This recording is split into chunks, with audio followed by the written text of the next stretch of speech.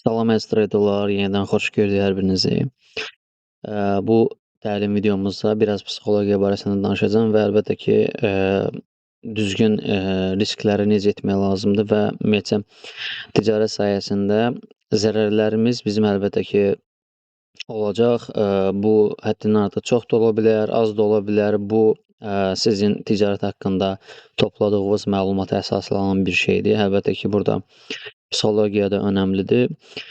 Ticarət sahəsində uşaqlar bir çox insanın bilmədiyi, həqiqətən də bir çox texniki analizlərdə müəyyən bir strategiyalar var, hansı ki, onlara sadiq qalaraq hər hansısa bir mənfəəti gəlib çata bilirik və hər hansı bir mənfəəti toplayıb, o mənfəətin nəticəsində pozitiv enerji alaraq növbəti əməliyyatlarımızda daha çox uğurlu ola bilirik və burada vacib olan birinci qayda uşaqlar plana sadiq qalmaqdır.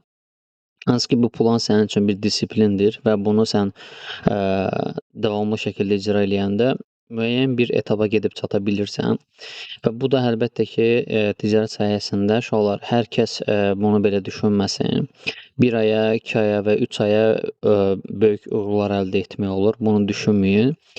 Çünki yeni başlayan insanlar, ticarətə yeni başlayan insanlar kənarda gördüyü sistemdə olan, hansı ki, bu paylaşılır, YouTube'da, digər Telegram kanallarında paylaşılır, digər sosial şəbəkələrdə paylaşılır. Ticarət sahəsi uşaqlar abartılı paylaşılır, hansı ki, insan ticarət eləyir, böyük bir mənfəət qazanır və özünə ev alıb, digər və s. maşın və pul, zəngin həyat yaşayır. Bu sadəcə görkəmdir uşaqlar. Bunun arxasında gizlənən həqiqətən də güclü, dərin bir psixologiya var. Vacib olan budur. Yəni vizual görüntüyə görə, yəni hazırdakı məsəl üçün gördüyümüz yaşam tərzi, yəni hər hansı bir traderin həyatı olsun, lüksdür. Okeydir. Bu insan o lüksə gedib çatana qədər illəri gedib. Yəni sən bunu belə düşünüb, məsəl üçün hər hansı bir işdə işləyirsən, deyək ki, 8-9 saat iş rejimində işləyirsən və bu iş rejimində stabil əlbəttə ki, maaşı alırsan, fərqi yoxdur. Burada sən 700 də ala bilərsən, 1000 də ala bilərsən, aziyyəndən söhbət gedir. Bu məbləğ səni qane etmir. Normaldır, ola bilər, yaşamağa görə səni qane edir və digərlərini qane etməyə bilir. İndi baxır da indi və sən hər hansısa bir traderin paylaşdığı paylaşımları görəndə artıq düşünürsən ki, burada həqiqətən də güclü pul var, burada güclü dövriyyə var, mən də girib orada qazanc əldə eləyə bilərəm və düşünürsən ki, bunu rahat əldə eləyə bilərsən. Yox, bu olmur. Əlbəttə ki, şəxsən mən özüm də deyirəm bunu. Hələ mən də bu ticarətə ilkin gələndə bunu belə bu qaydada düşünürdüm ki, həqiqətən də böyük bir qazanclar var burada, amma sonra fərqinə varırsan ki, yəni fərqinə varırsan ki, burada güclü psixologiya sahibi olmalısan və sənin burada zamanın getməlidir. Buradakı yanlışları düzəltməlisən. Buradakı mənfəəti qoruyub saxlamağı bacarmalısan. Yəni düzgün risk idarəsini bilməlisən. Əlbəttə ki, texniki, fundamental tərəflərini də bilməlisən və kapital idarəsi mükəmməl şəkildə bilməlisən ki, burada düzgün idarə edib bacarasan. Və burada uşaqlar ticarət sahəsində önəmli olan situasiyalardan biri ticarət sahəsini düzgün qavramaqdır. Yəni vərdiş halına almaqdır və düzgün öyrənməkdir. Hər hansısa bir şey yanlış edəndə onsuz da fərqinə varacaqsan, orada çoxsaylı stop olacaqsan və bu stoplar sənin üçün gələcək üçün bir potensialdır, gələcək üçün sənin üçün bir uğurdur ki, hansı ki, o stopları araşdırsan, səbəbini tapsan, növbəti dəfə o səbəbi düzgün şəkildə yadında saxlaya bilsən, əgərləri qeydiyyatı düzgün şəkildə aparsan, sən artıq fərqində olacaqsan ki, gələn səfər bu səhvi etməyəsən, amma təəssüf ki, bunu davamlı şəkildə edəcəksən, çünki sən bu ticarətdə yenisən. Yəni belə düşünün, bu sahə 1, 2, 3 aylıq deyil, bu sahədə uşaqlar uğur 1 ildən sonra da gələ bilər, 2 il və 3 il və 4 ildən sonra da gələ bilər. Burada vacib olan sənin bu ticarətə necə yanaşmandır. Yəni bu ticarətə nə qədər vaxt ayırmağın önəmlidir. Və bu ticarətə necə yanaşmalısan? Yəni bu ticarətə əgərləri uşaqlar bir başlamaq istəyirsinizsə, öyrənməyə başlamaq istəyirsinizsə, burada sizə vacib olan birinci növbədə uşaqlar borc xərc düşüncəsində olmayın. Yəni əgər də borc xərcləsinizsə, bu psixologiya ilə girməyin bura. Yəni Belə düşünürsünüzsə, mənim borcum, xərcim var, əlavə pul tapım, gəlim burada yatırım, qazanım, bu olmayacaq. Mümkün deyil. Çünki o stresslə ticarət etməyi tövsiyə etmirəm. Hələ mən tələbələrimə də deyirəm ki, bu günlər özünü pis hiss eləyirsənsə, bu insanın heç borcu, xərci yoxdur deyə, bu günlər özünü pis hiss eləyirsən, sən ticarət etmək məcburiyyətində deyilsən. Çünki düzgün, sağlam qərarlar verə bilməyəcəksən. Baxmayaraq təcrübən çoxdur, baxmayaraq biliyin çoxdur, baxmayaraq uzun vadədə qazanc əldə edirsən. Ona görə uşaqlar, burada vacib olan bir plandır. Yəni qurulmuş bir plana sadiq olmaqdır. Yəni biz plan qurmuşuqsa ki, biz bu həftə 5 gün ticarət günündə forex ticarətindən deyirəm. 5 gün ticarət günündə bu fərqi yoxdur. Metal üzərində ticarət eləyə bilərik, digər indekslər üzərində də eləyə bilərik, lap coinlar üzərində də olsun, fərqi yoxdur. Biz deyək ki, 5 gün ticarət içərisində ticarət edirik və burada biz bunun 1 və 2 günü özümüzü normal hiss etməmişik və yaxud da ki, zərərə getmişik.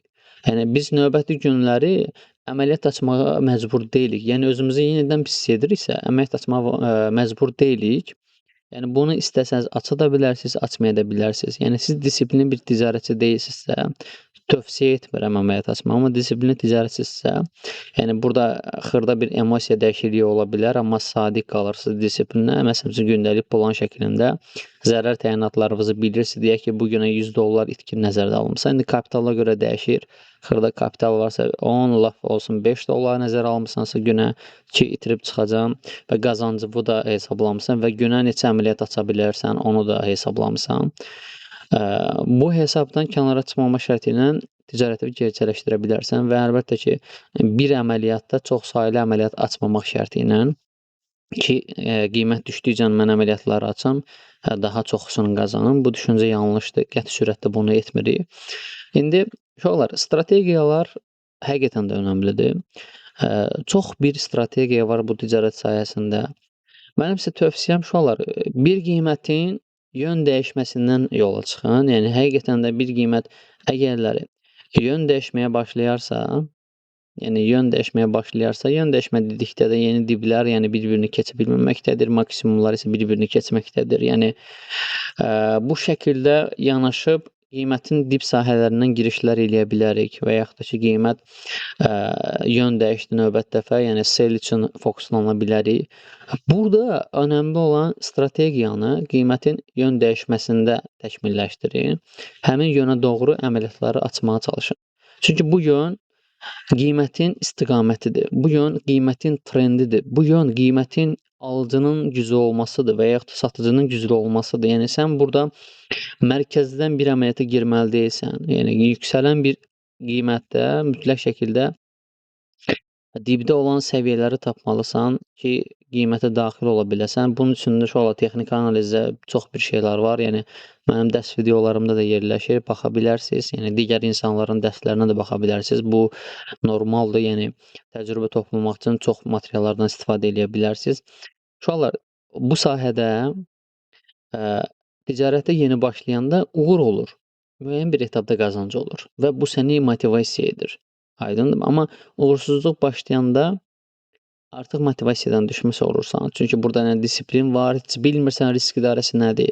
Texniki analiz bilmirsən, indi sadəcə görmüsən bayaqçılar, siyalaçılar, mən də girim, açım, qazanım. Bu olmur, olmayacaq da. Ona görə çalışın uşaqlar. Düzgün və sağlam yanaşın. Bu ticarətdə vacib olan uzun vadəyə qazancdır. Yəni birbaşa zəngin olmaq demirəm mümkünsüzdür. Mümkündür. Çünki hazırda bu ticarət sahəsində limit gəliri, belə deyim, gəlirin limiti yoxdur. Yəni stopun limiti var, gəlirin limiti yoxdur. Stopun limiti balansıva görə tənzimlənir.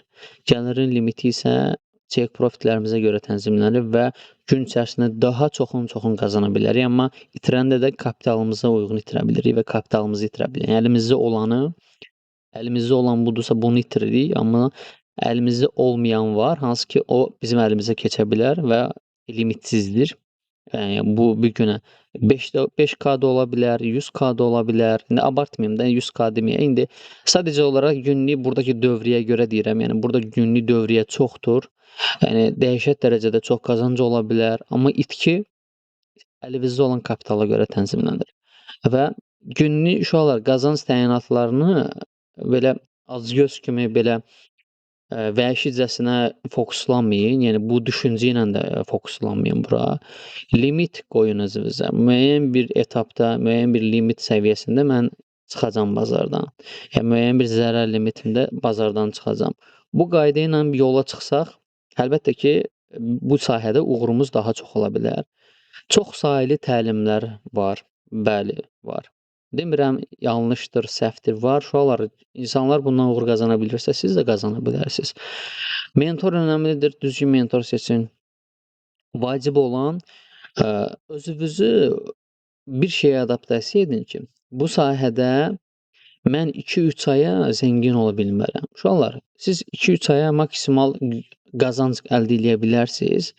50 də eləyə bilərsən, 100 də əldə edə bilərsən, amma bu davamlı deyil. Bu hər gün qazanacam deyə bir şey yoxdur. Burada itki də olacaq, qazanc da olacaq. Qalacaq sənin kapitalı necə idarə edirsən. O əməliyyatlardakı o riski necə idarə edirsən. Yəni çox şeylər var. Kənardan rahat göstərilir. Yəni insanlar öz akademiyasına, öz partnyorluğuna cəlb etmək üçün sizə çox şey tövsiyə edə bilərlər. Yəni suna bilərlər, təklif eləyə bilərlər. Əlinizdə olanı aparıb ora qoyub orada itirərsiniz. Bu olacaq. Yəni birbaşa uğur qazanılmır. Əlbəttə ki, risk etməsən qazana bilməzsən. Riski də ağıllı etmək lazımdır. Birbaşa böyük hesabı, yəni bu böyükdür. Yəni $1000 həqiqətən də böyükdür. Kimisi üçün böyükdür, kimisi kiçikdir. Baxırdan de. Pulu çox olan insan üçün əlbəttə ki, böyükdür. Pulu az olan insan üçün indiki zamanda daha çox insan üçün bu böyük bir balansdır. Ticarətçilər üçün olmaya bilər, bu normaldır, çünki sən ticarətçisən. Bu balans bura birbaşa yatırılmalı deyil. Birbaşa ümumiyyətcə balans yatırılmalı deyil. Praktikalar olmalıdır. Demo hesablar var, yəni saxta hesablar var. Praktika olunmalıdır, üzərindən keçirilməlidir və ondan sonra bir yola çıxmalısınız. Yəni hər hansısa bir əməliyyat qrupu wow-dur. Bu insan 80% nəticəyə sahibdir. Okay, bu özü üçündür. Yəni sən oradakı risk idarəsini bilmirsən. Sən o əməliyyatdan çıxanda sən əməliyyatdan çıxmırsan, stop olursan. O əməliyyatı açır, sən girirsən, görürsən əməliyyat yuxarıdadır, amma anlayışın yoxdur, hansı səviyyədən verib buy və sell. Dəxilsiz bir yerdən girirsən, mərkəzdən, o xeyrin götürüb çıxıb sən oradan girirsən. Yəni bir şey haqqında məlumatınız olmadan yanaşmayın, boşuna bura pulunuzu yatırmayın. Bura tövsiyəli yer deyil. Burada sadəcə güclü insanlar qalır. Burada əzmkar insanlar qalır. Burada bunu başa düşən insanlar qalır. Bura qumar deyil. Bura maliyyə bazarıdır. Bura forex ticarətidir. Ona görə burada ticarət edirsinizsə, çalışın bu sahəni dərin öyrənin. Yəni qlobalda nələr baş verir, dünyada nələr baş verir. Yəni iqtisadi baxımdan nələr var, nələr yoxdur, bazara nə kimi təsirləri var, elə birbaşa elə fokuslan texniki analiz yox. Baxın, fundamentalla xəbərlə necə işləmək olar. Bu dəqiqə uşaqlar araşdırmaq üçün çox bir alətlərimiz var. Yəni indiki vəziyyətdə ticarət sahəsini öyrənmək çox asandır. Aydındırmı? Həm fundamentalı olsun, həm texniki analiz olsun. Yəni digər və sair indikatorlar, digər və sair göstəricilər olsun. Öyrənmək asandır. Pula minnətdir. Verirsən, öyrənirsən. Və burada önəmli olan sənin psixologiyan. Yəni sən olar ki 3 ay, 4 ay ticarət edərsən, bu 3 ay, 4 ayın içərisində həm aşağı, həm yuxarı, həm aşağı, həm yuxarı həm qazanıb, həm itirə bilərsən. Müəyyən bir etapdan sonra, güclü itkidən sonra emosional başlayacaq ticarət. Yəni qorxu, stres, bildiyin pozisiyada əməliyyata girmirsən. Görürsən ki, burada güclü bir deyək ki, order var. Buradan buy gedə bilər. Girmirsən əməliyyata. Görürsən misal üçün, diblər bir-birini keçə bilmir. Buradan ancaq buy girmək lazımdır. Girmirsən. Yəni qiymət özünə məxsus həzmli bir zona götürüb, qiymət reaksiya alıb, girmirsən əməliyyata, qiymət trend yaradır. Girmirsən əməliyyata, nə bilim, qiymət özünə məxsus buradan bura bir Fibonacci verib, girmirsən əməliyyata. Bunların hamısı artıq sən qorxaq ticarət edirsən və özünə inam zəifləyir. Yəni sən bunu birbaşa başa düşkünən ki, burada disiplin səni ayaqda saxlayacaq. Motivasiya bu gün var, sabah yoxdur. Motivasiya belə düşün, bu gün qazanmısan, əlasan, sabah itirmisən, pissən. Disiplin belə deyil. Disiplin qazananda da səni yerində saxlaya bilir. Yəni mənfəətdə saxlayır, itirəndə də səni sən fərqində olursan ki, bu okeydir, qəbullanmaq lazımdır, sabah mən bunu qaytaracağam. Və neynirik biz? Motivasiya ilə yanaşırıq, günə 100 qazandıq, okeydir, Allah, vau, səhərsi gün 300 itiririk. Amma bir şeyin fərqində deyilsən ki, sən qazananda az qazanmısan, itirəndə çox itirmisən. Yəni, ona görə qazancın budursa, itkivi kəs, xırda, itkiyi xırda kəs. Yəni, stopu elə tənzimlə ginən ki, sənin buradakı stopun sənin balansına uyğun olsun. Yəni, belə deyək də, bir əməliyyata giriş planlamısansa, buradan bay əməliyyatına giriş, stop səviyyənin burada olmalıdır, deyək tutalım ki, və bu sənin üçün böyükdür, böyük pips həcmindədir, plus sən goldda deyək ki, ticarət edirsən, bu sənin üçün böyük bir zərər olar. Balansın buna çox zərərə gedə bilər burada balansın. Burada normalda stabildə 0.05 ilə əməliyyat açırdınsa, burada artıq böyük zərər təyinatın var. Yəni, sən bu əməliyyatı 0.02 ilə aparsan, yəni balansını qorumuş olacaqsan. Bunun itkisinə ən azı biləsən ki, burada $50 itirəcəksən. Yəni, pipsə görə dəyişir də indi. Burada $50 itirəcəksən. Okeydir, bunu qəbullanırsan. Amma buradakı lotu məsəl üçün 0.05 ilə biz ticarətə girsək, demək ki, burada bizim zərərimiz böyük olacaq. Yəni, biz deyək ki, böyük bir həcmdə yanaşma etmişik. Okey, indi əslində belə deyək. Yəni, biz böyük bir yanaşma etmişik, burada düşünmüşük ki, 250 pipslik bir zərər təyinatında. Məsəl üçün 0.01 ilə girsək, biz itirə bilərik burada $25. Aydındır mı? İndi biz 0.2 ilə girmişik deyə $50 itirə bilərik. 250 pipsə. Yəni, biz burada sığortalanmış oluruq. Yəni, biz 0.5 ilə girsəydik, yəni, normalda əgərlər bu qaydada çətindirsə sizə hesablamaq, bu qaydada hesablaya bilirik. Yəni, lotu hesablamaq üçün pipsinə çətin deyil. Yəni, 250 pipsdə 0.10 ilə girəndə $250 itirmiş oluruq. Aydındırmı? Yəni, biz 0.5 ilə girsək, yəni 0.05 ilə girmiş olsaq burada, biz burada itirəcəyik $125. Bu bizim üçün çoxdur. Okey, ona görə bu stop təyinatımızı böyükdürsə, əməliyyata lota girişimiz xırda olmalıdır ki, xırda itirə bilək. Çünki biz 100 qazanmışıqsa, maksimal itirə bilərik 50. Çünki bizim qazancımız çox olmalıdır, itkimiz az olmalıdır. Yəni, burada da söhbətə daxil olaq. Burada da əlbəttə ki, 1-in 2 ilə işləyə bilənlər var, 1-in 1-ə işləyənlər var, 1-in 5-ə, 1-in 6-ya və s. daha çoxsunu işləyənlər var. Buna riayət etmək lazımdır. Yəni, bir strategiya üzərində təkmilləşib, hədəfi qoymalısan, yəni əməliyyat gəldi bura, buradan çıxdım, yox. Yəni, ən azından TP1 qoyursan, TP2 qoyursansa, TP1-də bir əməliyyatı bağlayıb çıxmalısan, yəni bölgülər etməlisən. Lotu hissələri də bölüb eyni momentdə, eyni anda belə deyək. Məsələn üçün, 0.10 ilə ticarət ediriksə, məsələn üçün, biz 0.05 ilə 2 əməliyyat açıb, məsələn, TP1 səviyyəsini 1-də bağlaya bilərik, TP2 səviyyəsini 2-də bağlaya bilərik, yəni yeni başlayanlar üçün deyirəm. Bu cürlə də risk idarəsi eləyə bilərik. Çalışaq, uşaqlar, düzgün yanaşmaları icra eləyək. Burada psixologiya önəmlidir, buna sadiq qalmaq lazımdır. Zamanla, etap-etap uşaqlar, bunların hamısında çalışdığım qədər həm texniki, həm fundamental, həm psixoloji yanaşmalarla bağlı, yəni bir disiplin necə qurulmalıdır bu barədə ətraflı məlumatlar verəcəm. Videomuz uzun oldu, uşaqlar, söhbətimiz də biraz uzun getdi. Olsun, okeydir, bu ticarət haqqında məlumatdır ən azından. Oldu uşaqlar, bura qədər video qulaq asanlar, video baxanlar hər birinə minnətdaram. Özünə müğayət olun uşaqlar. Allah amandır.